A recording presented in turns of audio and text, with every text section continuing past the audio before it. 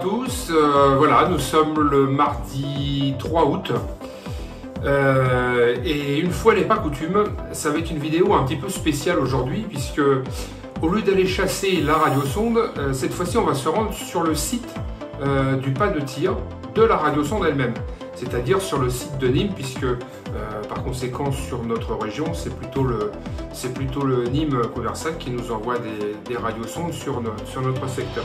Donc pour une fois on va se rendre sur le site et on va tâcher de filmer le départ du ballon et puis de voir un petit peu comment ça se passe sur le site et le système robotisé qui nous envoie naturellement ces ballons tous les jours qui nous permet d'aller chasser de temps à autre. Alors j'espère que cette vidéo va vous plaire. Alors j'attends mon copain Olivier qui ne devrait pas tarder à venir me chercher et on va se retrouver à 3-4 copains sur place pour essayer de voir un petit peu tout ça de plus près. Alors à tout de suite. Salut mon bon Olivier. Ça va? Bon, ça va, ça va. La forme, prêt à partir? Ouais, nickel, nickel. Bon bah voilà, tu vois, il n'y a plus qu'à charger le matos. Ouais, j'en ai déjà appris et puis à se rendre sur Nîmes. Exactement. C'est une belle journée qui s'annonce, dis-moi. C'est sûr. J'espère qu'il va faire beau parce qu'ils annoncent légèrement voilé quand même. C'est ce que je Alors t'emmener... La voiture de monsieur est à... Oh là là, mais c'est un déménagement que tu nous fais là. Ouais, mais il n'y a pas que de l'UHF aussi là, donc il y a des tests à faire cet après-midi. Donc, Eh ben on a le temps, on va profiter de ce beau temps et on va faire ça. Tiens, moi aussi j'ai emmené du matériel aussi. Allez, on va les rejoindre On va prendre la route et on va les rejoindre les deux autres. C'est clair. Bon bah voilà, ça y est, on a pris la route. Direction Nîmes. Avec prudence parce que ça circule pas mal. Et moi j'ai mon chauffeur, F4 CLS. Eh oui, oui mon bon maître, je vous conduis. Olivier, ça change pour une fois. Bon, on n'en a pas pour longtemps à aller à Nîmes, mais il en reste quoi? Ouais, une petite, même pas une heure. C'est impeccable, en plus il fait beau, hein. J'espère qu'on aura le beau temps là-bas sur place aussi. Et qu'on pourra enfin assister au départ d'une radiosonde. Et on va se mettre en veille sur la fréquence des copains là, savoir s'ils sont là. Voilà. Voilà tout ce qu'il faut. 23 donc à la Ciotat et le 06 normalement ça devrait passer. Éventuellement Gérald et Roger là 6 HBI 5 LK double et notre destination sur 5 méga 5 en régional. Salut mon bon Christian. Je vous ai même pas vu vous garer, j'étais pas là, mais j'étais dans mon téléphone, on regardait. Bon bah ça y est, on se retrouve et puis on va en profiter pour se faire. Ça va être facile, elle va décoller à nos pieds. Pour se faire une petite bouffe. Ouais, après il va falloir essayer tu vas faire des jaloux là. Il y en a qui seront pas venus. On va se faire une petite bouffe vite fait. Si jamais, des fois qu'on a du mal à la voir. Ouais. Bon bah là si on n'arrive pas à l'avoir, c'est qu'on le fait exprès. Hein. Ah oui, celle-là, il suffit de l'attraper au départ. Hein. Bon alors on y va. Allez, allez. Je crois que c'est mais sa casquette du SWAT, Christian, dans une autre vie, ça rigole pas. Ah bah, moi je suis en intervention. Voilà, on a fini le petit coin déjeuner, donc maintenant Météo France nous accueille. Voilà monsieur Frédéric Marin avec qui on a échangé quelques mails. Sympathique monsieur qui fait partie de notre groupe et qu'on salue en passant parce que c'est bien grâce à lui qu'on a de bonnes informations. Je vais faire quelques lignes moi aussi alors. On rentre sur le site. Je te passerai le fichier. J'avais eu quand ils sont venus faire le programme IMEX. Alors on a eu l'autorisation de filmer. Pendant 2 mois, là, et on va les voir sur place. À leur récupérer, leur redonner le lanceur. Alors là vous avez le bâtiment de Nîmes. Voilà le bâtiment administratif de Météo France.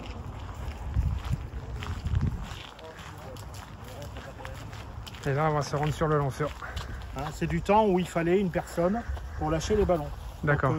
À Nîmes, on fait des lâchers de ballons à minuit TU et 12h TU. Donc c'était gonflé dans le hangar qui est là et c'était lâché après sur la petite zone, sur la petite plaine. Voilà, c'était lâché d'ici. D'ailleurs, on retrouve toujours le support de la sonde, le petit poteau avec le support blanc là. Voilà. Et ici, donc à gauche, vous avez le robot sonde, donc un peu historique. C'est le premier robot sonde qui a été installé sur Nîmes. Donc il a une dizaine d'années et qui fonctionne avec de l'hélium. Hein, puis vous voyez, d'accord, ok. Vous voyez les cadres d'hélium, Air Product. Voilà, ce sont des cadres qui contiennent 300 bars d'hélium pour faire fonctionner le robot-sonde automatiquement. Le nouvel équipement est à droite. Donc c'est le lanceur vers la cabine verte. Voilà, donc ça c'est le robot-sonde compatible à l'hydrogène. D'accord. Et vous avez le bâtiment blanc qui abrite le générateur d'hydrogène qui produit donc au fur et à mesure l'hydrogène nécessaire au gonflement des ballons. D'accord. Il produit de l'hydrogène en continu qui est stocké dans des réservoirs d'hydrogène. Donc c'est à base d'eau, c'est les séparations des molécules. Oui. D'accord. Donc vous créez vous-même votre Voilà, hydrogène. vous le verrez. D'accord. Malheureusement, on ne peut pas utiliser d'appareil électronique dans cette zone. Vous pourrez filmer à l'intérieur du robot-sonde dans le local opérateur, mais il faut éviter ailleurs, notamment lorsqu'on s'approche du générateur. D'accord. Puisque c'est une zone ATEX. Et là, vous avez pas du stockage. D'hydrogène, si. Un tout petit oui, peu. oui. Moi, je pensais que c'était que c'était au moment du gonflement. Et puis s'il en reste un peu, bon, ça va. Mais Non, on non. n'en fait pas pour la prochaine fois. Non, On ça, vous verrez de l'autre Oui. côté, il y a des gros On réservoirs. va s'approcher parce que l'heure tourne. Là. Ah oui, c'est Parce que vrai. Moi, je pense à la voiture. Petite question, vous mettez combien de litres d'hydrogène dans le ballon? 1200 litres. Ah oui, de 1200 litres. Oui. Vous demandez ça, c'est parce qu'il y a des logiciels de... Et on peut avoir les poids pour les rouler ici. On peut pas les mettre. des logiciels de modélisation de... Alors là, juste vous êtes en réflexion sur le fait de mettre ou pas en parachute. Alors Les là, radiosondes. pour le sondage de midi, Ouais. on tente un nouveau type de parachute. Les petits. Des petits Ouais, parachutes. ça c'est bien. Donc ici on est en Donc Janatec. tu as vu au chasseur de ce midi. Donc en principe les téléphones on les pose là D'accord. pour éviter tout ce qui est étincelle. Je vais être obligé de électronique. couper quelques-uns. Voilà. Alors Bruno, voilà. tu peux tirer la porte s'il te plaît. Là on est à l'intérieur. Voilà.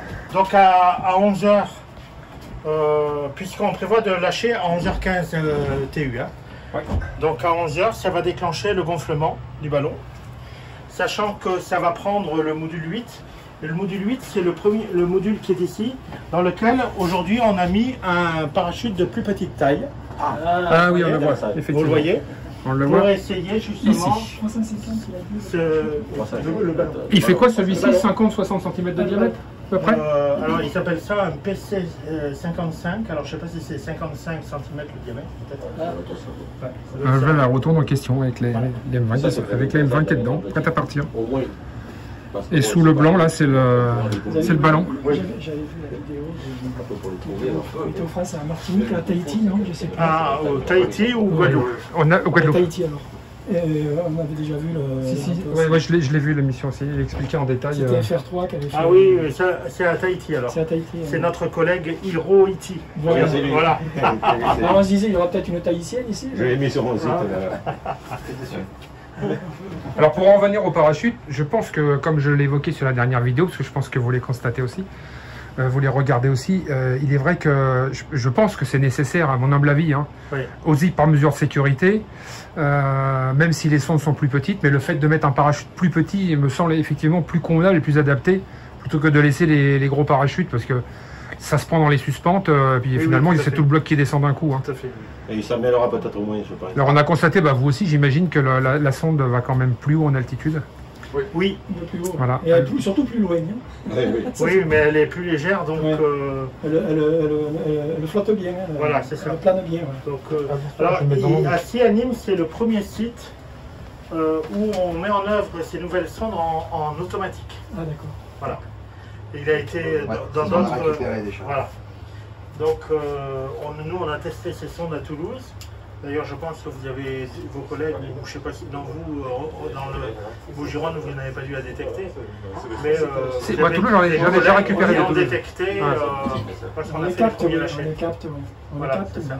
Et donc vous Nîmes, vous êtes juste le site en fait de prédilection qui démarrait les fameuses nouvelles M20. Voilà, en fait, l'instant. on a profité de l'occasion de passer le fonctionnement de Nîmes à l'hydrogène. Ouais. Donc, on était obligé de changer le robot-sonde. On en a profité pour. Utiliser... Alors pourquoi Nîmes et pas un autre pas de tir? En fait, tous les autres sites, sauf Bordeaux, Ouais, utilisent déjà l'hydrogène. d'accord. Donc, site était un site entre guillemets ancien Ouais, qui utilisait de l'hélium. Et nous, pour des raisons de coût et pour des raisons de sécurisation d'approvisionnement, on passe à l'hydrogène maintenant. ouais, Nîmes, le robot-sonde que vous avez vu tout à l'heure dehors, ouais, n'est pas compatible à l'hydrogène. d'accord. Parce que pour fonctionner à l'hydrogène, il faut respecter la norme ATEX la norme ATEX. Alors ATEX, ça veut dire atmosphère explosive. Oui. Et cette norme, par exemple, elle dit que lorsqu'on est dans une zone, par exemple l'intérieur du tube de gonflement, Oui. on ne doit utiliser que des appareils électriques qui sont conformes à la norme européenne ATEX. D'accord. Alors, chaque Adapté aux molécules. Ici, il a donc alors, à l'intérieur, s'il n'y en a pas, je vous en montrerai tout à l'heure, il y a une étiquette spécifique Une où il y a marqué D'accord. CE-EX. D'accord. Voilà, ça veut dire que c'est un appareil qui est prévu pour fonctionner en atmosphère explosive. D'accord. Ouais, ça marche sur certains matériels radio, Ouais, aussi, radio ouais. marine ou voilà, pour travailler sur les pétroliers, choses comme ça. Voilà, c'est ça, ouais. Ouais, Sur les c'est ça. gazilles, ouais. Oui, parce que l'atmosphère explosive, c'est pas seulement l'hydrogène. Ça peut être les gaz de pétrole, l'essence, les stations-service. Le petit triangle jaune, enfin le fond jaune, le petit Alors, triangle avec EX, vous le trouvez sur les stations-service, hein, à Oui. côté des tuyaux. Ouais, Tout à fait. ouais, on regarde pas. Bah oui, parce qu'on peut remplir des Effectivement, véhicules à c'est ça, l'hydrogène. ouais. Voilà. Alors maintenant, la question nous concernant, parce que nous, en tant que radioamateur, notre activité, on va dire entre guillemets, c'est avant tout dépolluer le terrain, puisque Et vous n'êtes pas vraiment dans le jeu sur ce sujet. Mais est-ce que ça a un intérêt pour vous que nous, on fasse cette activité? Bah oui, justement. Tout à fait. Parce que j'ai vu, effectivement, et on a la chance de vous avoir sur le forum, et les quelques remontées que l'on fait de part et d'autre, est-ce que vous vous en tenez compte? Est-ce que ça peut vous servir pour plus tard? En rétexte, La réflexion des parachutes, par exemple, est-ce que c'est la réflexion de notre fruit qui fait que vous avez pris cette décision, ou c'est parce que, voilà... En fait, on se doutait qu'avec le poids beaucoup plus léger de la M20, il fallait peut-être revoir Forcément. soit même la présence d'un parachute ou un parachute plus petit. Bien sûr. Quand vous avez récupéré la sonde, que vous avez fait la vidéo, vous nous avez conforté dans cette idée. D'accord. Et donc nous, on a commandé une trentaine de petits parachutes Oui. pour faire des tests justement, pour vérifier, déjà même vérifier si ces petits parachutes ils se déploient normalement pour freiner la chute. D'accord. Parce que chez Météo Modem, la M20 elle est prévue sans parachute. oui, c'est ce que j'avais lu aussi. Oui, Ouais, c'est ce qu'ils préconisent. Oui, mais 40 grammes qui descend... non, je sais même pas, 60, 36, 36. 36, ouais, 36 grammes qui descend à 40 km/h. Sur le capot d'une voiture, c'est surprenant quand même. Oui, mais c'est réglementaire. Enfin, d'une certaine façon, c'est réglementairement correct. C'est-à-dire qu'il y a des règles sur les. Et donc, je dis 7 fruits en joule. Ouais. En fait, bon, si on suppose une vitesse terminale d'à peu près 200 km. Oui, il ne peut pas y avoir mort d'homme, ça en est, c'est clair. mais, ouais. Voilà, ça fait une limite à peu près de 50 grammes. Ouais. Voilà. Bon, mais après, il y a quand même présence d'une petite languette métallique, il y a une vitesse de chute. Enfin, Oui. bon, la surprise de quelque chose qui tombe du ciel, que ça tombe vite ou lentement, ça change peut-être pas grand-chose. Hein. Quelqu'un qui voit tomber un parachute rouge à un endroit inattendu, Oui. tout aussi Vous le prenez- surprenant. En même temps, la probabilité qu'elle tombe sur quelqu'un est quand même infime. Mais bon, Vous le prenez sur une voiture Sur une voiture, c'est ça, à 110 à l'heure, Ah. je me demande si Ouais, on sort pas. À la limite, un oiseau aussi. Un peu aussi, oui, mais je suis d'accord, oui. Mais l'oiseau ne peut pas y mettre au parachute. En cas d'avarie, ils Normalement, n'ont ça pas la nous a zone non plus. déclenché dans 15 secondes. après, si vous avez une petite M20 à me dédicacer, ça sera avec grand Non, plaisir. non, non, il n'y a que la mine à l'arrière. Je tiens à regarder là. Ah, mais c'est pour le Donc ça démarre. fun. Alors, normalement, donc le carousel va tourner Voilà, c'est pour présenter le ballon dans la zone de gonflement. Bonjour, monsieur. Bonjour. Voilà. Donc c'est en train Un de autre tourner collègue, normalement, c'est ça? français. J'allais dire France Télécom, Météo France, pardon. Ça mélange la météo et la communication. Ah, mais elle vient de démarrer la radiosonde. Oui, c'est normal. Ok, Il y a un réveil de la sonde. d'accord. Et là, elle Alors, clignote comment avec- elle se démarre automatiquement? Mais la Ah, ouais, vôtre, c'est elle a comment été on a fait un fructueuse. rouge. Ah, par une commande infrarouge. Oui. Parce que moi, la mienne, elle clignote, moi. Quand je l'ai trouvée, elle clignotait, je l'ai éteinte, je l'ai rallumée, elle clignote. Elle clignote celle-ci, alors que l'autre nuit, elle était était bleu fixe, fixe. ouais. Ouais. Donc en fait, il vérifie.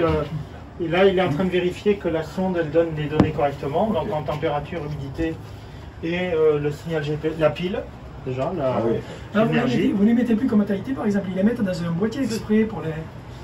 Pour les Ouais, ouais, De toute façon, c'est caché. Ah ouais, d'accord. Mais là, l'étalonnage, il doit être carrément là-dedans. Il a pas besoin de- C'est pas les mêmes. Au moment où on les met, il y a un premier contrôle. Ouais, d'accord. Juste avant de lâcher, il vérifie Il y a quand même une la deuxième. réception GPS et ce genre de D'accord. choses. Ça c'est bon, tout est nominal. Voilà. Donc il va commencer à préparer le ballon. Donc il va faire tourner le ça y est, carrousel. ça tourne. Exact, Ça tourne ouais. Oui, tout à fait. Et donc si c'est pas normal, pourquoi est-ce que vous envoyez une seconde sonde quelquefois? C'est que les paramètres Parce l'enlèvent que normalement, pour des questions de prévision météo, il faut qu'on puisse faire la mesure jusqu'à 150 hectopascales. D'accord. Quand on n'atteint pas 150 hectopascales, le robot-sonde, il déclenche automatiquement un relâchement. Ok, bien. Et donc c'est soit une panne capteur, Oui. soit un ballon qui éclate trop. Ah, oui. Comme l'autre jour, là, il y a 3-4 jours, il y en a une qui est tombée dans le Gard. Là. Elle n'a pas volé longtemps. Ah oui. Voilà, ça gonfle. Hein. Voilà, là, Les donc, garçons, on peut gonfle profiter. le ballon. Ah, ouais. Un ballon qui sent si bon. C'est rapide en Donc, gonflage. 1200 litres. Oui. D'accord. Parce que tu as le logiciel, 1200 sur litres Internet, d'hydrogène. le logiciel qui te demande, il demande le volume en hydrogène. Il y a ce gros tube là, ça va rester à l'intérieur. Il est là. Il est là, je lui dis au revoir. Allez, au revoir Maxence. Eh ben, au revoir. Bonnes vacances. Merci. Bah, en septembre. Ok. Allez, merci d'être venu. Allez, au revoir. Sur cette vidéo là. C'est vrai que l'hydrogène, c'est une manipulation un peu. Et donc le poids, la différence de poids moléculaire entre les deux, je me suis pas amusé à regarder. Du coup, c'est pour ça qu'on gonfle à 100 litres de moins. Parce Ouais, que l'hydrogène est plus c'est efficace en force C'est ascensionnelle. pas énorme. Non, c'est pas énorme. Ouais, c'est 0,08, mais. Par contre, il faut que l'hydrogène il soit très très pur. Ah. Une différence de 0,05%, Ouais. on le voit tout de suite à la vitesse de l'ascension du ballon. D'accord. Ah oui, il faut un hydrogène très très pur. Donc ça engage éventuellement une non-conformité de la maintenance derrière si vous voyez ce genre de choses. Oui, oui, on est obligé de purger les réservoirs pour D'accord. augmenter la pureté. Voilà, c'est intéressant. Ah ouais, pas mal ça. C'est avec des panneaux solaires là que vous faites tourner le. Non, Non, c'est. pas encore. Encore. Ça fait partie des possibilités Oui, envisageables, hein, en particulier sur les endroits un peu isolés par rapport à la pour l'instant, on le fait pas. D'accord. Sur quelle tension l'osmose vous la faites vous Le ballon commence à prendre Sur forme. quelle tension vous êtes pour faire pour produire l'hydrogène La tension La tension électrique en fait pour Pour l'électrolyse. Pour l'électrolyse. pas osmose. on peut utiliser n'importe quel. C'est 6 volts. C'est à peu près maximum 7 volts, puis ça monte à 580. Mais Ah oui d'accord, parce que j'allais dire c'est. Ampères. Oui, 580. d'accord. on est à 580 ampères. Effectivement, d'accord. Il doit y avoir des câbles. Ah oui. C'est oui, des, oui, Pour oui, oui. encaisser ça. des tensions faibles. hein. On a coupé la molécule. C'est des. Barrettes de cuivre qui Ah ouais, carrément. Mais oui, Ah ouais. mais oui, c'est pour la Et partie. c'est un circuit en série, cellule par C'est cellule. un robot qui fonctionne à l'hélium. Ah d'accord. Voilà. Les bouteilles d'hélium, on va les laisser un an, jusqu'en l'été 2022, D'accord. Ça a tenu. pour s'assurer que le générateur à hydrogène il fonctionne bien. Voilà. Ouais, l'autre il sert plus de secours à l'hydrogène. Ah, à l'hélium, pardon. Oui, oui, oui. Ouais. Maintenant, c'est devenu un secours. Voilà, oui. Et donc, le robot sonde à hélium, on va le transporter. On va pas le jeter. Ouais. On va le recycler pour le faire fonctionner à Toulouse. Nouveau terrain de chasse. C'est un scoop. Ah oui, d'accord. C'est un scoop. Bravo. Scoop mondial. Oui, alors, mais Toulouse ne deviendra pas pour autant une station de radiosondage régulière. C'est plutôt Ouais, pour ouais. nous, pour la formation, pour de la Ouais, maintenance, etc. Ah, j'ai eu la chance d'en récupérer des Toulousaines qui Oui, sont oui. venues jusqu'à Marseille. Hein. Oui. C'est rarissime parce que il faut vraiment que le jet stream soit puissant en hauteur, mais c'est déjà Oui, produit. non, mais, oui, il y a des lâchers à Toulouse, nos lâchers de recettes, nos collègues du centre de recherche qui font aussi parfois des campagnes, des choses comme ça. Mais voilà, on ne prévoit pas. Alors quelquefois quand vous envoyez ce qu'on appelle le mulet, c'est-à-dire une deuxième sonde derrière, c'est que la première a une défaillance technique. Non, c'est soit que le ballon a éclaté trop tôt, soit qu'il y a eu une panne de capteur. Et c'est un D'accord. relâché pour atteindre donc 150 HPA. Alors les données que vous récupérez vous, c'est jusqu'à quelle altitude, Maxi?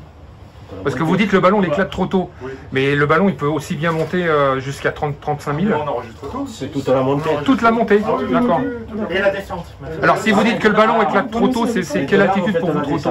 Oui. Alors notre aile, c'est 150 hectopascales. D'accord, ah oui, c'est par rapport à une pression et pas par rapport à une altitude. Le plafond, Je me suis toujours rendu D'accord. minimum, ce serait ça. Voilà, le contrat d'un Ça fait bête de perdre un radiosondage, morceau. Voilà, exactement. le contrat d'un radiosondage, c'est d'atteindre 150 hectopascales. D'accord. Donc si on ne l'atteint pas, eh ben, on recommence. D'accord. On va percevoir l'information. Et il y a Toulouse qui envoie aussi, je crois, des séries de sondes, des attelages, ce qu'on appelle des attelages. Deux par deux. Voilà, alors ça, quel est l'intérêt? Ben, ça, c'est pour, Déjà, nous, c'est pour les recettes de nouvelles sondes. On les récupère, Pour faire mais des on les comparaisons. contrôle, on contrôle D'accord. la qualité. À la fois vérifier la Parce qu'il faut répétabilité voir de la mesure, quelle est que la les qualité deux du sondes données différentes franc. de la même mesure. Ouais. Et parfois, on compare un nouveau modèle à un ancien. D'accord. Avec le Il y a eu des 4 à un moment. Oui, Il y a des Il y a eu des 4 à un moment. Oui, ça c'est plus rare parce que Oui, c'est très rare. c'est plus difficile à mettre en œuvre. Moi j'ai récupéré les deux au Pixel Lou là-bas. Dans le cadre Effectivement, faut changer de modèle, en fait, de campagne de pour l'OMM, les informations. d'intercomparaison Voilà, vraiment c'est ça, mondiale, apporter des corrections il y a eu des attelages à 10 sondes. Ah oui, quand même. Oui, c'est une espèce de roue. Enfin, c'est Oui, oui, beaucoup ouais. plus compliqué à mettre en œuvre. Ça va peut-être pas tarder à lâcher là. Ben non, là il a pas fini de gonfler encore. Le lâcher, vaut mieux le voir de l'extérieur. Hein. Oui, Ouais, c'est comme vous voulez. Ah oui. on sortira une minute avant. À 1002, c'est ça 1200 litres. Oui, il va arriver là. Ah oui, d'accord, c'est même en seconde, effectivement. Encore 20 secondes. Ouais, c'est un joli petit volume. Mais alors du coup, là, quand vous tournez maintenant, Encore 10 secondes restantes. Aussi à la descente. Oui. Vous arrivez à les capter loin parce qu'elle file maintenant. Elle va... Ouais, tout Euh, est donné là. c'est Storol, là. Oui, oui, ben voilà. Là. En Corse et à Trappes, en région parisienne, on a un récepteur secondaire. Donc, il y a une station d'Ajaccio, il y a un récepteur secondaire à Bastia, D'accord. et il y a la station de Trappes avec un récepteur secondaire à Reims. Donc, ce qui permet de les. Bon, majoritairement, elles vont vers l'ouest, ce qui permet de les suivre un peu plus loin à la descente. Ouais. Bon, Ah ouais, mais l'enregistrement de la descente est encore relativement une nouveauté. Donc pour l'instant, on ça, est c'est plus à conditions étudier au la sol, qualité oui, d'endure à la descente, de voir Oui, oui. comment les modèles numériques peuvent utiliser, parce Et que on a la température. comme la vitesse n'est pas constante, il y a un peu d'échauffement, enfin il y a des biais de Ouais, et mesure, puis des choses comme ça. des fois le parachute il est mal déplié, le temps Voilà. va plus Et vite. ça, votre pourcentage. Mais c'est la limite enfin, je pense inférieure qu'on va de apprendre à les l'explosivité. utiliser aussi. D'accord. C'est pour Et l'hydrogène. voilà, et on a la possibilité de déployer ça d'autres correspond à récepteurs plus proches C'est des lieux statistiques. 4%, à partir de 4%, Ouais. on estime que c'est explosif. Autour de la sphère, autour du ballon. Ça veut dire Voilà. qu'il y a une fuite et. Voilà, c'est ça. D'accord. Là, il n'y a pas de fuite, on est à 0%. Ah oui, chouette. On va pouvoir commencer à sortir pour voir le lâcher.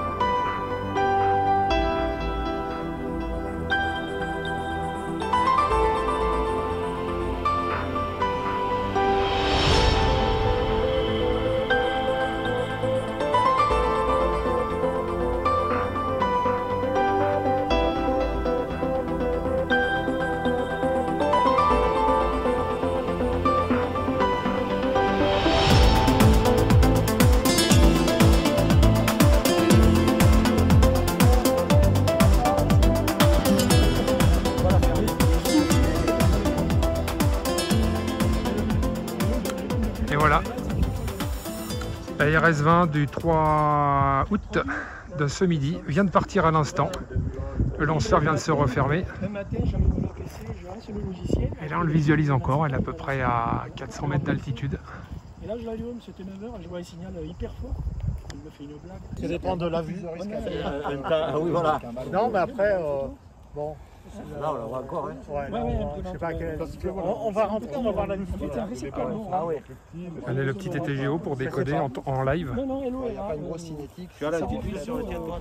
Non, non, il s'affiche pas pour l'instant. Faible émission. Mais je crois qu'il faut que je le reprogramme parce qu'il ne doit pas être programmé pour les M20.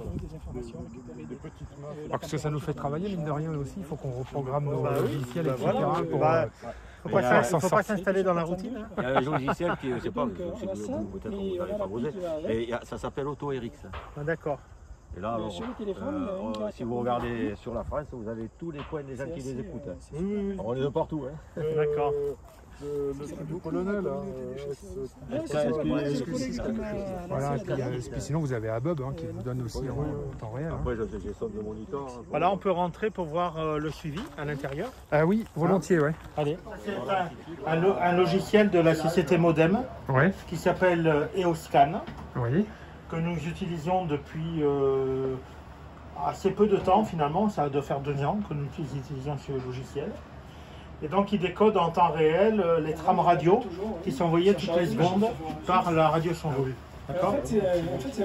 Et en décodant, donc, il affiche un graphique. Alors vous avez quoi comme récepteur radio pour justement capter sur 2400 C'est ce qu'on appelle les SR10. C'est ce qu'on a vu là-bas tout à l'heure. Voilà. Donc on a 2 récepteurs. Donc celui qui est en fonctionnement, c'est celui-là, récepteur SR10, qui décode les trames qui arrivent sur 2 antennes. L'antenne omnidirectionnelle et l'antenne turnstile. Là, c'est l'antenne turnstile parce qu'il est parti relativement vertical. Donc c'est l'antenne en forme de demi-sphère, qui permet de recevoir le signal à la verticale. Voilà. Ou dans un cône de 30 degrés. Donc il y a 2 antennes. Il y a aussi l'antenne GPS qui est branchée. Oui, bien sûr. Là, par exemple, on voit qu'il y a une synchro des satellites. Le bleu, là, c'est synchro des satellites GPS. Et à l'intérieur du récepteur, il y a aussi une carte baromètre qui permet d'initialiser la pression barométrique avec l'altitude du robot-sonde. Et puis après, en fonction de l'élévation de la radiation, on en déduit la pression. Voilà. Alors je vois que vous avez des boutons de volume, ça vous pouvez aussi entendre le retour sonore. Voilà, vous pouvez entendre le chant mélodieux. Vous avez les trames radio qui arrivent. De suite, ça va. Voilà. J'ai raccordé l'antenne. En fait, c'est un récepteur sur 430 MHz pour les réseaux maillés quelques centaines de mètres. Donc, on va regarder un petit peu plus près les données. Donc là, ce qu'on voit, c'est que le ballon il monte à un peu plus de 5 mètres par seconde. Je retaillais l'antenne pour qu'elle soit sur la bonne fréquence. On considère qu'il nous faut une vitesse moyenne de 5 mètres par seconde. On voit l'info ici. Voilà. Altitude. Il est à 3500 mètres le ballon. Si vous voulez comparer, voilà. Et on est déjà passé à l'isotherme 0 degré, puisque en atmosphère libre, on est à moins 1,8 degré. Donc on a déjà eu l'isotherme 0 degré qui a été atteint. Dans les trajectoires, je ne sais pas si je peux afficher la carte parce qu'il y a une sécurité informatique qui empêche. C'était pour comparer avec le TPG. Oui, on n'a pas accès au fond de carte. Ah, tu l'as mis en route? Si, ça y est. Ouais, ça y est. Ah non, c'est le satellite ça. Basique. Ah voilà. Alors, moi, ça donne juste la position, ça ne dessine pas le trajet par contre. On est sur en Marguerite là. Ouais. Voilà. Comparatif. Donc là, on voit bien que dans les basses couches, on avait un vent de sud, on a la brise de mer. C'est précis, il est pareil. Oui, ça doit être la brise de mer qui est rentrée. Exact. Voilà, puis après, quand on sort de cette couche, eh ben, on est sur le vent dit synoptique, le vent de la situation météo, qui est un vent d'ouest. On est sur des vents d'ouest. Il y a des atténuateurs, il y a un système qui n'est pas mal fait. Il atténue le signal. C'est vrai qu'en ce moment, c'est plus des vents de nord. Enfin, des vents de sud plutôt. Là, on est sur des vents d'ouest en altitude. Oui, là, oui. Voilà. On est à 20-25 nœuds de vent d'ouest. Parce que là, j'ai sorti. Voilà, c'est la prévision de vol. J'ai les 2 icônes qu'on présente. Et puis ça me dit la distance. La Météo France, ils ne connaissaient pas. Comme quoi. Après, ça vous dit 3 mètres, 4 mètres, 2 mètres, 1 mètre. Et vous regardez. Notre collègue du centre de recherche avait déjà un programme pour les sondes précieuses qui cherchent à récupérer.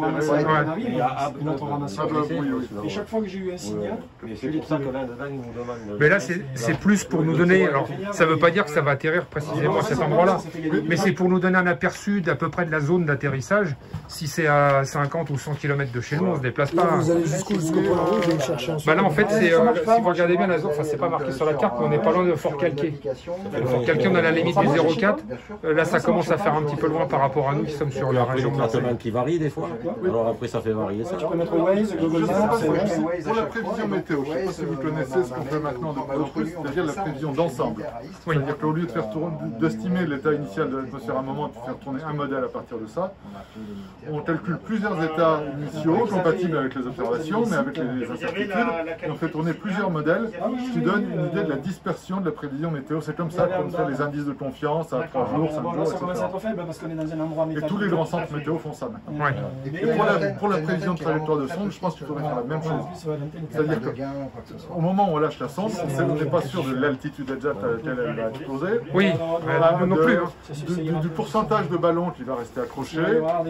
Et sa vitesse de descente encore moins. La façon dont le parachute se déploiera ou pas. Je pense qu'il ne faudrait pas hésiter à faire, je ne sais pas moi, 10, 20, 40 calculs avec différents paramètres pour déterminer une zone de chute probable. Enfin, on peut faire une ellipsoïde ou un truc comme ça, ou un ensemble de points. Parce qu'effectivement, une seule prévision n'a aucune chance d'être prévue. Alors ça, on l'a déjà effectué. On a un site qui s'appelle radiosonde.eu. On a déjà des points qui ont été référencés sur plusieurs impacts. Et on voit bien que sur celle de Nîmes, elles arrivent beaucoup sur la région Aix, Aubagne, Marseille, oui, dans ce secteur-là. C'est la stade des points de chute d'impact. Oui, après il y a une climatologie. Enfin, voilà. Bon, après vous, c'est des données qui vous intéressent pas plus forcément. Mais pour nous, si ça nous permet statistiquement de savoir. Là, en ce moment, c'est plus des vents du sud qui nous les ramènent sur le nord. Donc, on a peu d'intérêt à aller les chercher en ce moment. C'est du bas des lits, ça envoie quelques données. Disons que on commence quand même à avoir de l'intérêt pour les mesures à la descente. Parce que ça fait à proximité du premier, mais ça fait un deuxième sondage en fait à 100, 200, 300 km. Alors, à condition d'être capable de le recevoir. Et à condition aussi donc d'être sûr que les mesures se font dans de bonnes conditions. Voilà, la qualité de la mesure de température n'est pas dégradée, des choses comme ça. Bien sûr. Mais c'est une certaine façon d'avoir 2 sondages pour le prix d'un. Et donc on s'intéresse quand même de plus en plus à la descente. Alors j'avais entendu parler, moi, fut un temps, de mettre des sondes à bord des aéronefs. Alors est-ce que pour vous ça a un intérêt ou pas? Parce que sachant que les plafonds sont à peu près à 10 000 mètres. C'est mon autre travail ça. Moi, c'est Frédéric qui s'occupe du radio. Moi je suis plutôt côté avion. En fait, les avions ont déjà des capteurs pour le pilote. Donc de température, et de vitesse de l'air et donc de calcul de vent. Donc ça, avec certaines compagnies, on signe des contrats, c'est le système qui s'appelle AMDAR, et donc ils nous envoient des messages. Donc en plus de choses qui se font réglementairement via l'OACI, des choses comme ça, sur l'Atlantique, et voilà, il y a des endroits où les fameux messages RF, les aéronefs les envoient au centre de contrôle, etc. Mais en plus, donc sur l'Europe et à d'autres endroits, on signe des contrats avec des compagnies qui nous envoient des observations. Donc, et ces observations sont limitées au couloir aérien, c'est-à-dire en gros 10 000 mètres, mais au-dessus. On a quand même des montées-descentes. On a quand même des pseudo-profils à chaque décollage et atterrissage. Bien sûr, bien sûr. Et, alors, dans la plupart de ces mesures, il manque l'humidité. Donc ce n'est pas un vrai radiosondage, mais ce sont quand même des données intéressantes. D'accord. C'est des données qui pèsent à peu près 17% du poids de toutes les OBS dans les assimilations des modèles. Ah oui, quand même. C'est pas négligeable. Ah oui, oui. Voilà. Et voilà, et on cherche toujours à étendre ces mesures. Hein. D'accord. Alors plutôt étendre la couverture géographique maintenant plutôt que la densité à certains endroits. Mais enfin bon, on est en France, moi j'ai des contacts avec Air France, j'ai des contacts avec Air Corsica aussi, on va sans doute, parce que donc la zone méditerranéenne est sensible, en particulier lors d'épisodes Sevenol, et enfin avant les épisodes Sevenol et les tempêtes. Donc voilà, on est toujours à la recherche de compagnies qui acceptent de participer à ce système. Et oui, c'est des mesures intéressantes. D'accord. Alors après, les gens qui font de la modélisation numérique étudient très finement les biais des différentes mesures. Parce qu'ils ne veulent pas, en gros, empoisonner leur modèle. Donc, la précision de la mesure nécessaire pour, en particulier de température nécessaire pour piloter un avion, n'est pas la précision météorologique. Tout à fait. Il y a des avions qui ont des biais de 1 degré, 1,5 degré. Nous, avec les radiosondes, on essaye d'être mieux que ça. Il peut y avoir aussi des perturbations dues à la carlingue que vous n'avez pas forcément sur une RS, qui est à 30 mètres de fil. Ça normalement, ça fait partie de leur travail. Les mesures, effectivement, enfin, une mesure de température sur un avion est fausse. Ouais. Mesure à la fois la température de l'air et la température de la compression adiabatique, du réchauffement lié à la vitesse. Ouais. Donc, mais ça, c'est normalement déjà pris en compte dans l'avionique. Ils corrigent la vitesse de l'air par rapport à l'avion est corrigée sur la mesure de la température. D'accord. Donc ça, voilà. Mais voilà, eux, pour la plupart des avions, 1 degré, 1,5 degré d'écart, c'est pas très grave, ça les empêche pas de voler. Ouais, c'est clair. Et nous, on cherche à faire mieux que ça. Et donc, voilà, les gens qui intègrent ces données dans les modèles numériques font des statistiques, essayent de débiaiser les mesures, des choses comme ça. Les premiers échantillons en 2019. D'accord. Oui, ça fait un petit moment déjà qu'on entend parler de ces fameuses M20. Bah, sur le catalogue de chez Modem, ouais, donc il y a quelques informations. On a fait une grosse campagne de mesures, mais Julien n'était pas là. Non, mais quand je parle de catalogue, c'était c'est le en- site internet. Mais ce qui est fou, c'est que vous recycliez pas ça, quoi. Je veux dire, parce que nous on récupère les sondes, elles sont en état de fonctionnement, elles pourraient être rebalancées de nouveau, quoi. Bah, oui, mais si on peut les rebalancer à nouveau, pourquoi pas. Mais il y en a quand même certaines qui sont cassées quand même. Ouais, puis maintenant que la pile est soudée, Le capteur, Enfin, c'est au niveau du capteur, ouais, ça le arrive capteur il est quelquefois. fragile. Ouais, Le ouais. capteur de température est très fragile. Ils ont réussi. Donc, puis bon, si la pile est vide, sur la M20 elle est soudée. Oui. Il faut y aller le faire à souder, c'est peut-être pas la meilleure méthode. Ouais, je disais, les copains comme Vigor qui sont dans la région parisienne, qui quelquefois nous donnent des informations alors qu'on est sur le terrain, parce qu'ils arrivent à modéliser en fait beaucoup plus précisément ce qu'on peut faire sur le terrain. Ah ouais, chez nous on a des balaises gens qui, costauds, hein, ah ouais, qui travaillent là-dessus. Pour un petit truc. Tu vois, 18 km. 18 km, tu as vu mon antenne retaillée, 18 km, je prends encore. Et l'autre fois, j'étais sur les hauts de Saint-Rémy, 29 km. C'est 1930. Ah, ça y est, tu la perds. Ouais, par moment, ouais. Ah oui, pardon. Alors, ce qu'on envisageait de faire, nous, pour faire le comparatif avec notre logiciel Sonde Monitor, je pense que vous en avez entendu parler. Le logiciel que l'on utilise, Sonde Monitor.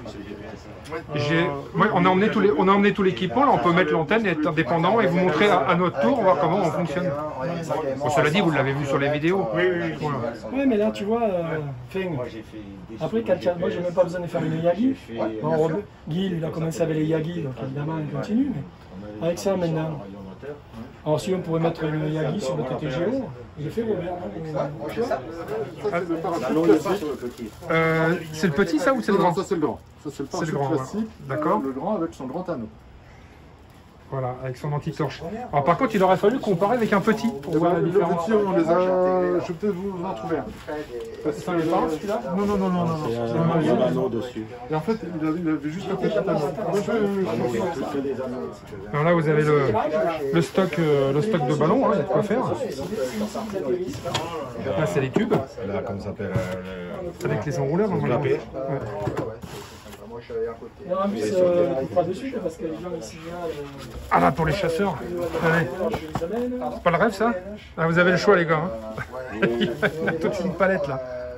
On en avait trouvé, ça m'avait un peu choqué. Quand on en a une, on les Et voit. le corps, il tape un peu contre les rochers. La berge, c'est. Prêt à partir, bah, voilà, tiens, les enrouleurs.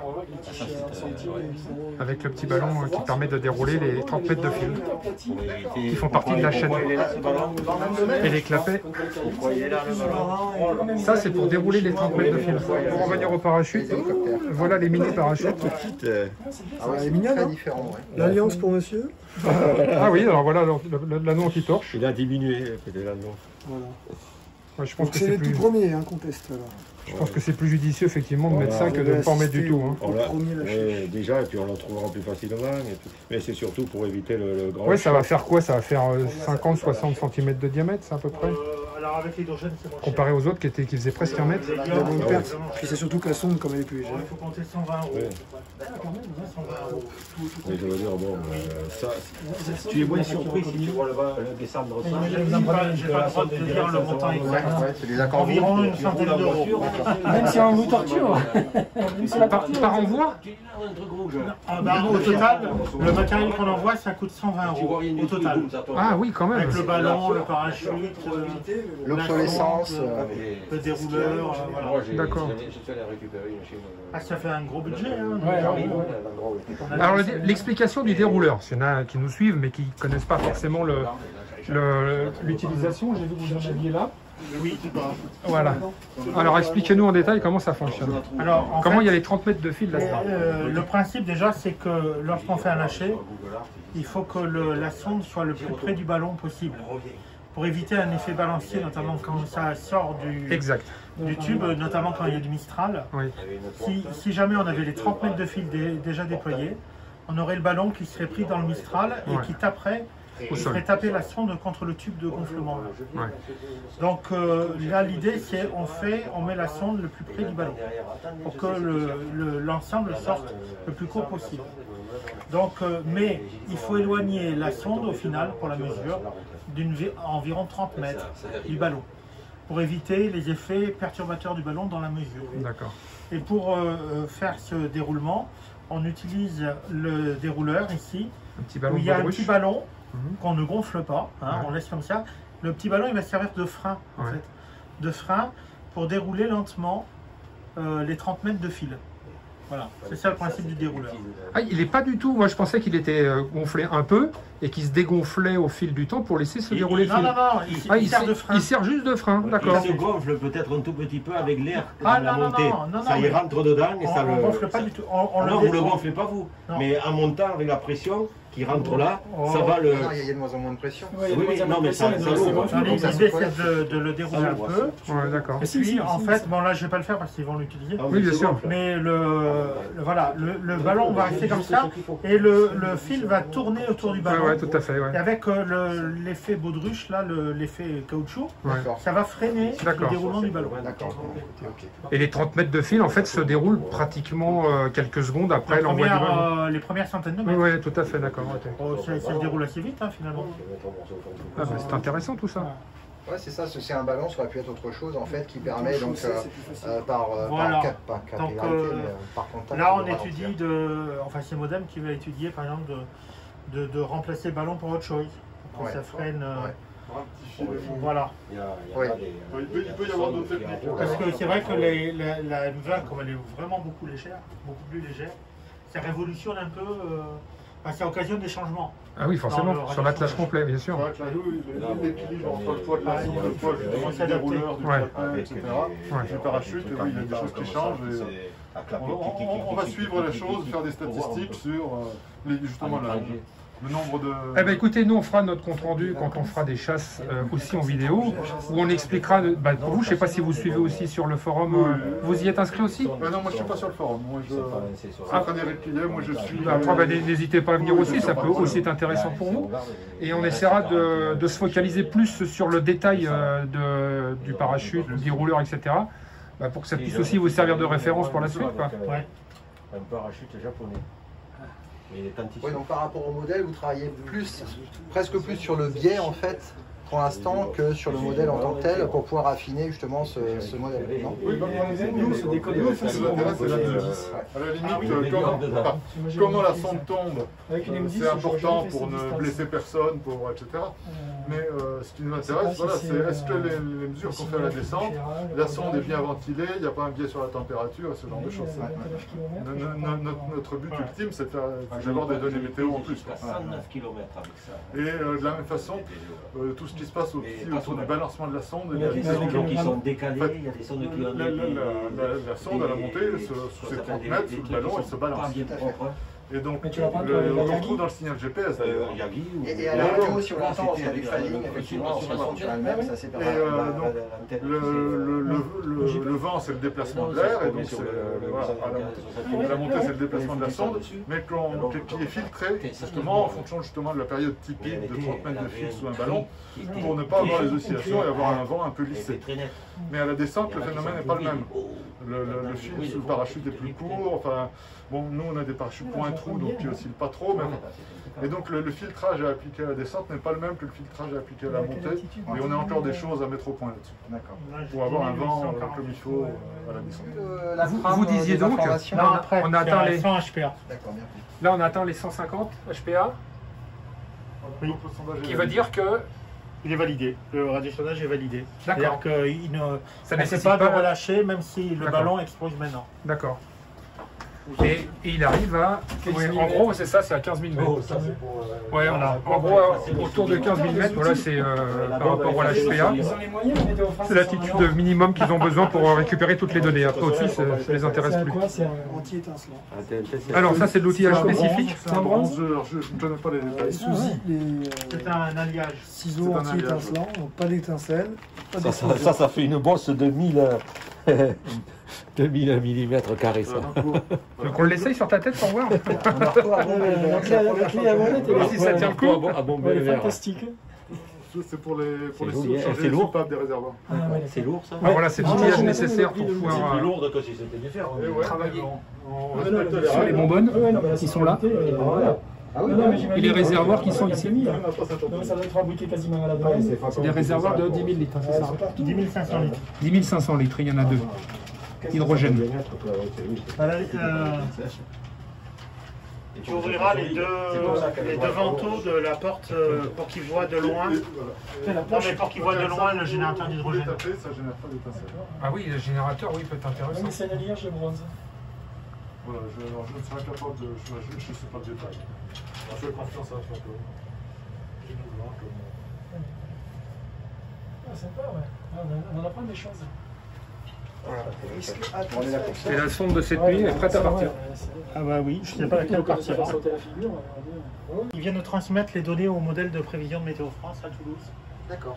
Toutes les données du sol jusqu'à 100 hectopascales. Donc la radiosonde vers Toulouse, là.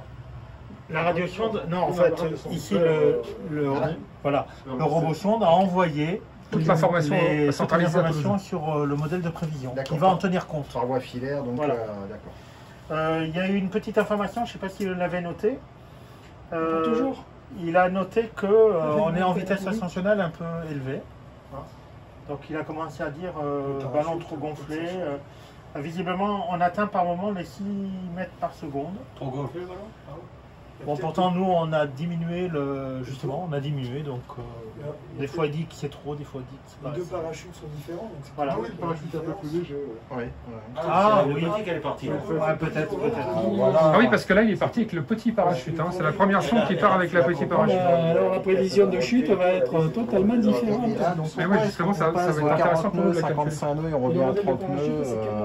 Ouais, parce qu'on a passé la tropopause. D'accord. Et la vitesse de montée a été plus rapide que d'habitude. Hein. Oui. Et c'est pour ça qu'il dit qu'elle est trop gonflée. Ouais. Donc la vitesse du vent est décroissante parce que... Là, on a atteint le maximum parce que on était dans la troposphère. Comme la température décroît, il y a le phénomène qu'on appelle le vent thermique. Ouais. C'est-à-dire que quand la température décroît, il faut dire le vent il forcit. Et lorsqu'elle arrête de décroître la température, le vent reste stable. Et après, dans la stratosphère, il peut y avoir des vents complètement différents. On peut avoir des courants de vent stratosphériques très puissants. Très puissants. On peut avoir 200 nœuds de vent stratosphérique. Ah oui. Ouais, des jet streams, Mais des choses comme ça. à 28 000 mètres. Hein.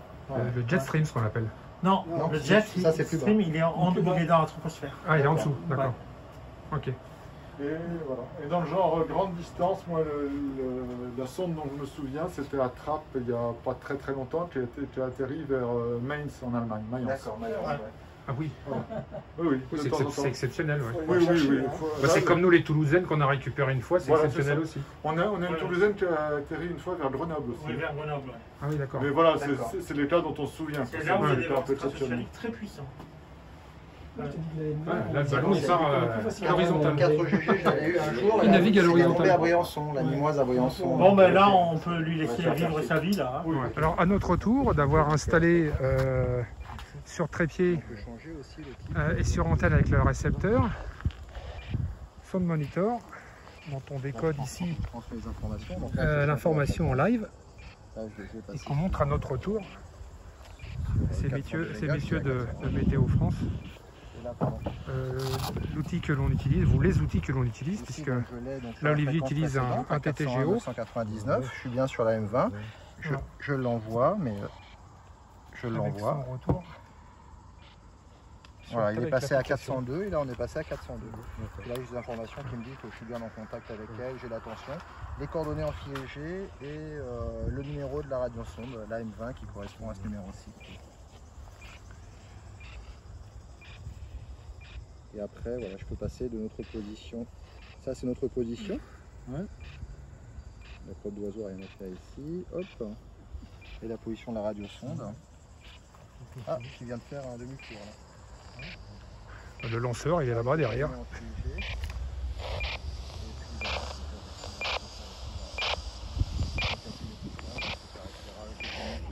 Vous rectifiez-vous. Alors, là-bas. Voilà. rectification, me dit Frédéric. Donc, Oui. Donc il faut appliquer une série de corrections sur la température de la sonde. sur ce qu'on récupère, nous, sur ce logiciel. Il ne faut pas le prendre à la lettre. même pratiquement au degré, même il y a plus d'un degré d'écart. Parce qu'il y a des corrections notamment liées à la radiation solaire. Ah oui. Parce que le capteur il est en plein soleil. Oui. Eh oui, Là. Eh oui. Donc nous on est obligé d'appliquer des correctifs Oui. pour avoir la température de l'air. D'accord. Donc il y a c'est pas cette température là que nous on utilise. Donc, vous utilisez quoi? De l'ordre de quoi? Un degré en moins? Ah non, c'est variable. Ça dépend de plusieurs types de paramètres. Déjà, ça dépend de la température en elle-même. Il y a des abacs, si vous voulez, Oui. qui sont utilisés. Ça dépend de l'humidité, ça peut dépendre de plusieurs paramètres. D'accord. Voilà. C'est un algorithme, si vous voulez, qui dépend de plusieurs paramètres. Donc il y a la température, elle est corrigée pour être utilisée chez nous. Il y a l'humidité qui est corrigée également. Oui. Même on a un second capteur de température près du capteur d'humidité qui permet de faire des corrections supplémentaires. D'accord. Je ne sais pas si vous avez démonté. Vous avez récupéré la sonde la dernière fois. La sonde que vous avez récupérée, elle est où? Moi, je surveille ça. Vous pouvez la mener? C'est Christian. Tu l'as la sonde sur toi, la M20? Ah, Monsieur voudrait la voir. Je vais vous montrer quelque chose. Moi j'ai la number one. C'est bon Olivier, laisse La tomber. number one. Comme je disais, en 2011, Il y a moyen de la faire dédicacer par quelqu'un Oh bah oui, on peut vous la signer. un officiel, quelqu'un de... Nous on est officiel. Histoire d'avoir... quelle est une valeur? On a notre ordre de service. Un souvenir. on en a fait 117 en 2011. Je ne crois pas qu'on soit habilité à On le n'en fait plus contrôler. en ce moment, c'est qu'il n'y en a plus. Des Voilà, valeurs. donc le capteur d'humidité, il est derrière les lamelles en métal qui protègent le capteur d'humidité. Si vous enlevez... La cassez pas. Non, ça, va- c'est bon. Voilà. Donc là, le capteur d'humidité, c'est ça, ce grand carré. Oui. Au-dessus, il y a un petit composant qui est au-dessus, qui est un capteur de température. Ok. C'est un second capteur de température. En plus de Il celui-ci. est caché pour éviter que celui-là il prend le soleil et celui-là ne le prend pas. Non, disons... La différence, en fait. Alors, on utilise ce second capteur de température pour faire des corrections. Voilà. Notamment des corrections par rapport à celui-là, en fonction des variations qui sont notées. Déjà, c'est un contrôle. Quand on mesure moins 60 degrés et que en quelques secondes, on mesure moins 40 degrés, il va y avoir une vérification qui va être faite avec ces capteurs pour voir si c'est la réalité. C'est le delta des deux qui vous donne la vraie véritable température. Non. C'est-à-dire que la variation, il faut qu'elle soit confirmée par le second capteur. En effet. Si elle n'est pas confirmée, on invalide la donnée du capteur principal, on va passer en KO. Et à ce moment-là, la sonde ne transmettra plus de température. Ah, d'accord. Voilà. Il y a aussi des calculs de correction liés à la radiation solaire notamment. Alors c'est la raison pour laquelle ici, sur cette partie-là de la sonde, vous voyez, on met pas de... L'étiquette, elle est derrière. Oui. Pour éviter l'interaction par rapport au capteur ici. Hein, de radiation. Voilà. Donc il y a toutes sortes de corrections qui sont faites par rapport aux données que vous récupérez vraiment les données brutes. Et le GPS, c'est le même module que sur les anciennes M10? Alors oui, c'est un module Trimble normalement. Qui se trouve à l'arrière de la carte. Non, mais il y avait le Trimble au tout début. Après, ils ont mis des GPO, des pots, je sais pas, bon, il y en a eu deux ou trois qui ont été changés. Et je me demandais, moi, si celle-là, c'était revenu au Trimble d'origine. D'origine, non. Ah, Il voilà. a évolué. Ouais, mais bon, il a évolué notamment pour améliorer la synchronisation, pour qu'elle se fasse plus rapidement. Parce que en 88, les composants de GPS ici, la grosse problématique, c'est d'avoir une horloge stable. Ah oui, On ne peut pas avoir une horloge atomique, évidemment, mais il faut avoir une horloge la plus stable possible. Voilà.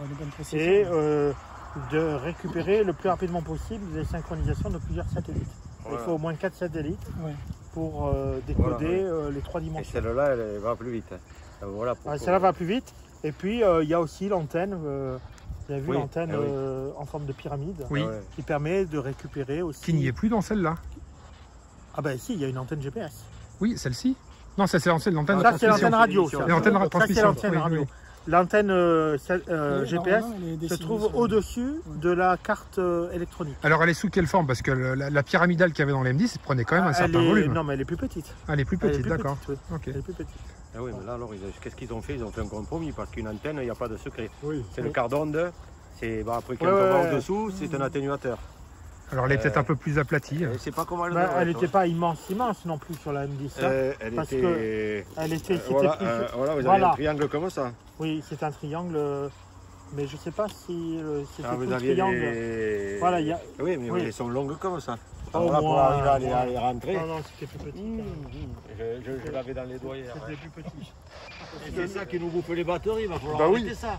Non, c'est indispensable parce que quand une radiosonde, quand il fait beau comme aujourd'hui, il n'y a pas de problème. Et quand il fait moins Quand une radiosonde traverse un nuage, les gouttelettes d'eau du nuage se fixent sur le support, sur le capteur, etc. Et donc, si on ne fait pas attention, typiquement en sortie de nuage au-dessus, il y a encore de l'eau liquide et puis il fausse la mesure d'humidité, qui fait une fausse saturation. Donc, voilà, une mesure pour éviter ça, c'est de chauffer le capteur. Alors, il y a toujours des équilibres à faire. Il faut le chauffer, mais pas trop. Il ne faut pas vider la batterie. Moi, quand je vais en route à la maison pour faire des essais, je n'arrive pas ici. Alors là, à l'oreille, j'entends, elle est bien au moins 30 mètres par seconde. Oui, à l'oreille, oui. Ah, mais les anciennes, Elle vient d'éclater, alors elle est montée à combien? 30 30 ans d'écoute de radiosonde, il sait quand elle va mal. Elle était montée à combien? 30, 31, 32 000? Il peut vous dire quand les piles commencent à flancher. Pas normalement, je pense que... Où est la souris? Voilà, et puis même dire la température. Il y a différents modèles. Il faut rentrer carrément une balle.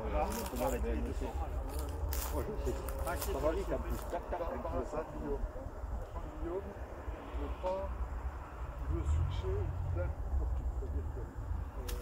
Donc, au bout du compte, on s'aperçoit qu'on est aussi bien équipé que chez Météo France.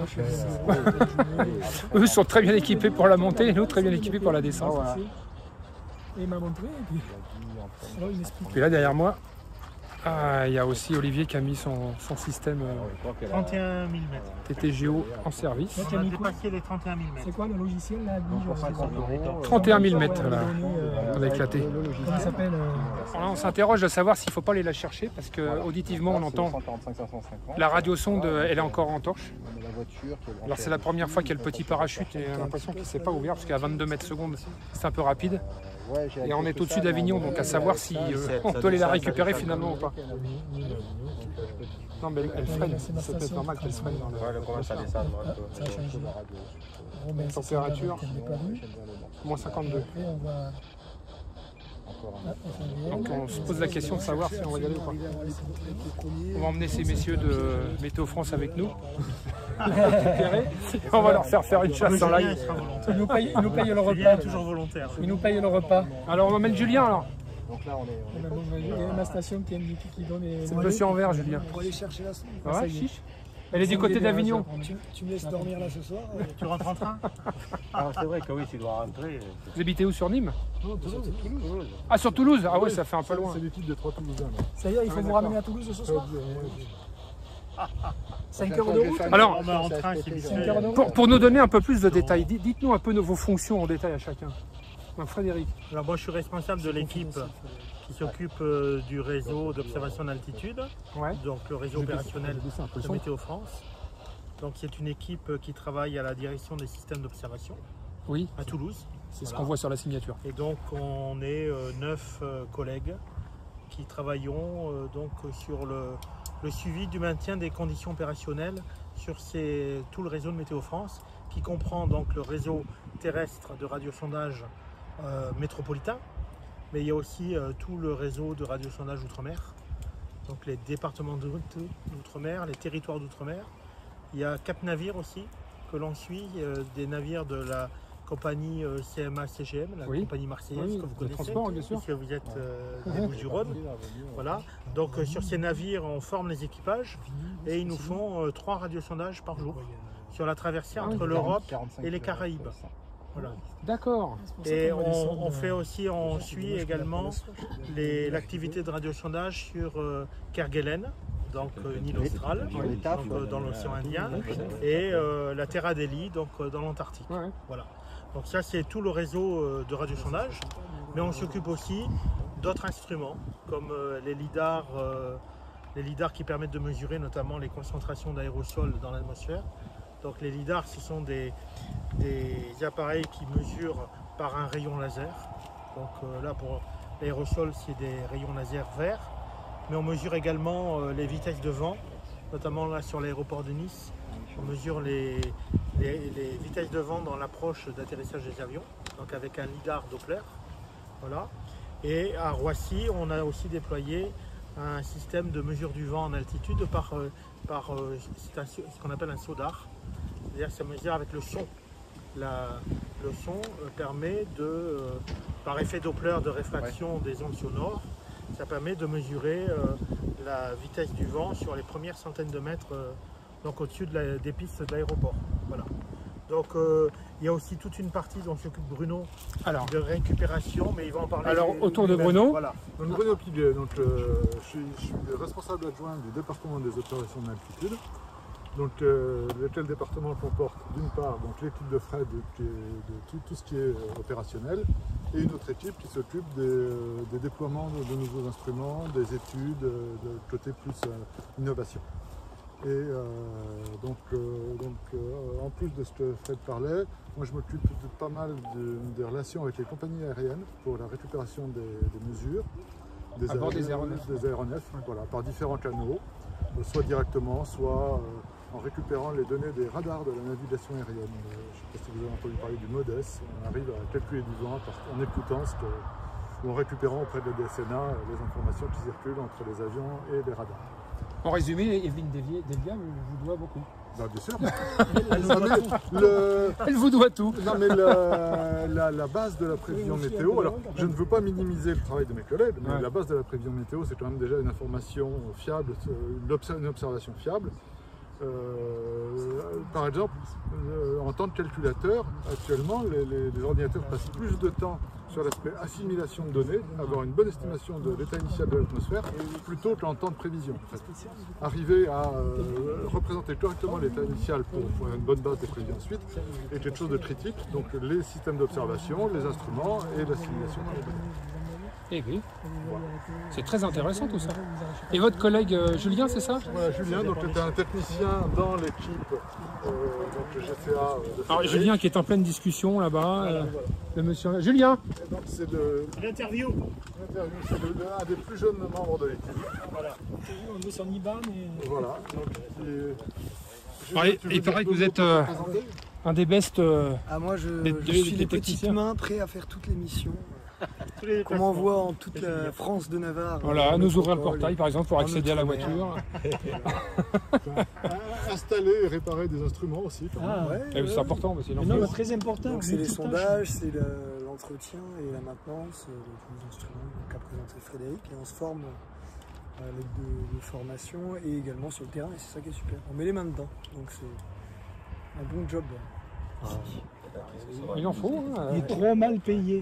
Il faut réclamer. Il faut être content de ce qu'on a. Déjà, vous avez un beau métier. Bon, c'est notre dernière séquence vidéo. Donc, merci à ces messieurs de nous avoir accueillis aimablement sur le site de Météo France. Et on a appris beaucoup de choses. Alors, j'espère qu'à notre tour, avec cette vidéo, vous en aurez aussi appris. Voilà, donc à la prochaine. Salut à tous et à une prochaine chasse. C'était un plaisir pour nous aussi de rencontrer des gens passionnés, motivés, intéressés. Donc, une bonne après-midi. Merci pour votre accueil. Salut les gars. Alors voilà, du coup, pour le coup, on a repris la route. Alors le mont que vous voyez là-bas, c'est le mont Ventoux.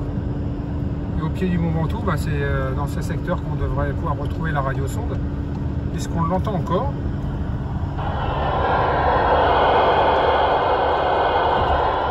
On l'a soupçonné encore tout à l'heure, donc on pense que personne n'est sur le coup, enfin du moins on l'espère. Et l'apothéose pour nous serait de pouvoir retrouver la radiosonde après avoir assisté à son départ. Voilà, donc on va tenter notre chance et puis on va bien voir.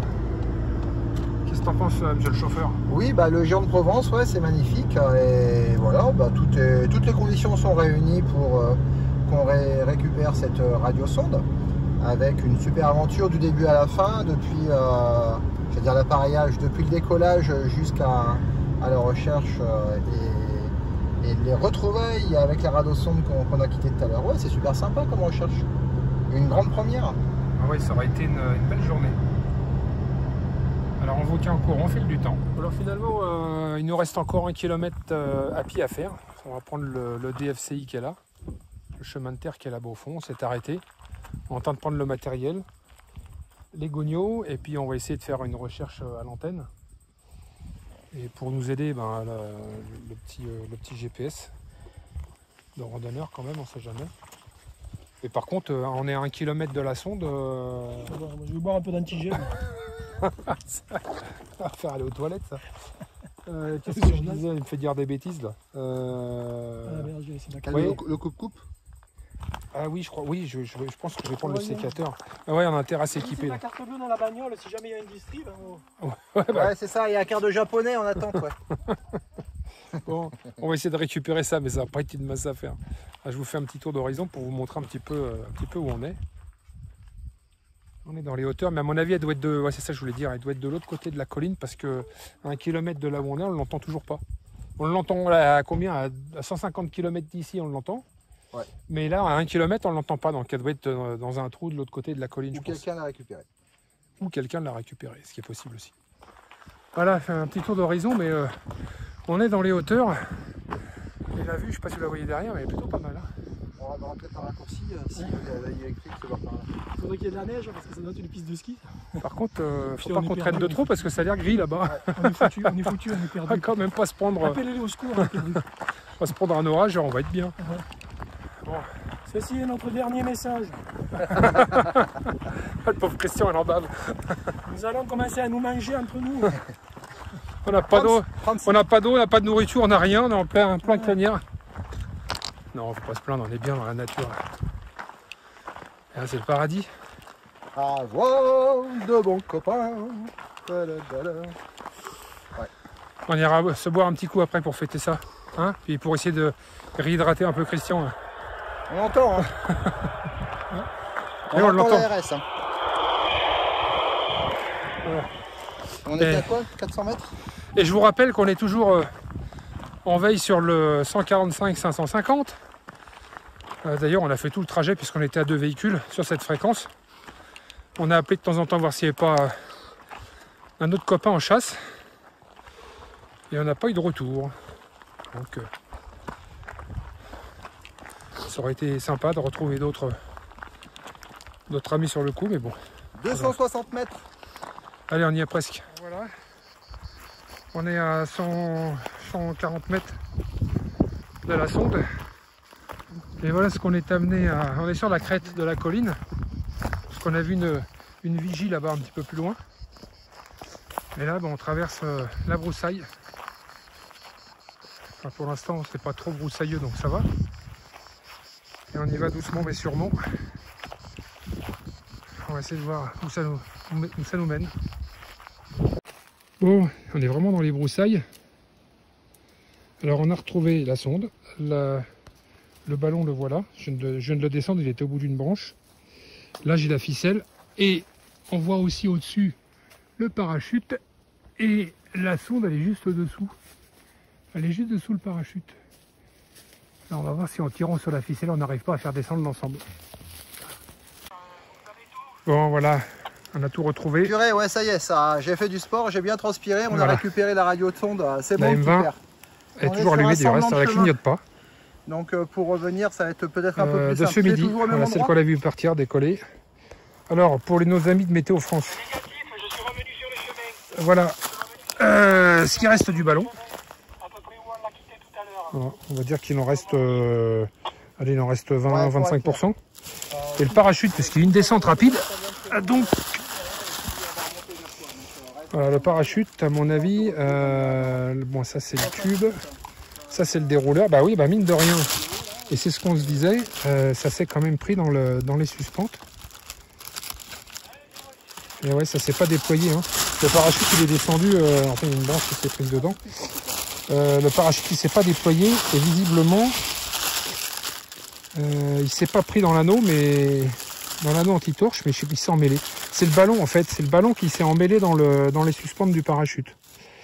Donc je pense pas que le fait que ce soit un petit ou gros parachute le problème aurait sans doute été le même. Voilà. Donc là on a le détail, mais effectivement il est descendu en descente rapide, le parachute il est descendu en flambeau quoi. Voilà. Bon mon bon Olivier. Ah, vive le sport, vive la nature. Elle est magnifique la nature du 84. Ouais, là franchement on est carrément dans une forêt, c'est en haut d'un arbre.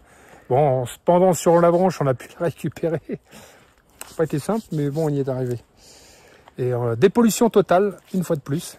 Donc ça a été une belle chasse.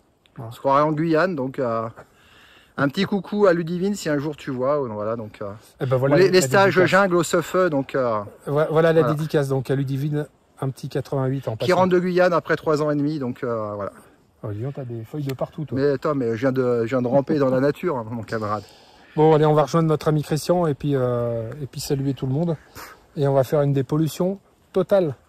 Et là c'était bien parce qu'en pleine forêt, même s'il y a la vigie qui est pas très loin, c'est pour mettre le feu, là c'est propice. Hein. Allez, on va rejoindre notre ami Christian. Voilà notre dernière séquence vidéo. On a fini par retrouver non sans mal la radiosonde. Elle est toujours allumée d'ailleurs. On est toujours en veille sur le 550, hein, si jamais si quelqu'un vient venir. Donc à cette heure-ci ça m'étonnerait, mais on la trouve autour de 18h. Hein. Il est 18h32. Ouais. Voilà. Vous l'avez trouvé vers 18h. Le temps de revenir, elle était perchée en haut d'un arbre, mais bon, un petit arbre, donc il a fallu qu'on se pendouille sur la branche pour pouvoir la descendre, le plier et la récupérer. Bon, en tout cas, on a dépollué le terrain en entier. En tout cas, merci encore une fois à nos amis de Météo France d'avoir fait vivre cette belle et passionnante journée. Et on vous dit à la prochaine pour une suivante chasse. Salut les copains, à bientôt. Depuis la vigie de Soman, la vigie commune de Soman. Voilà, c'est marqué là-haut. Allez, à bientôt. Salut. Au revoir.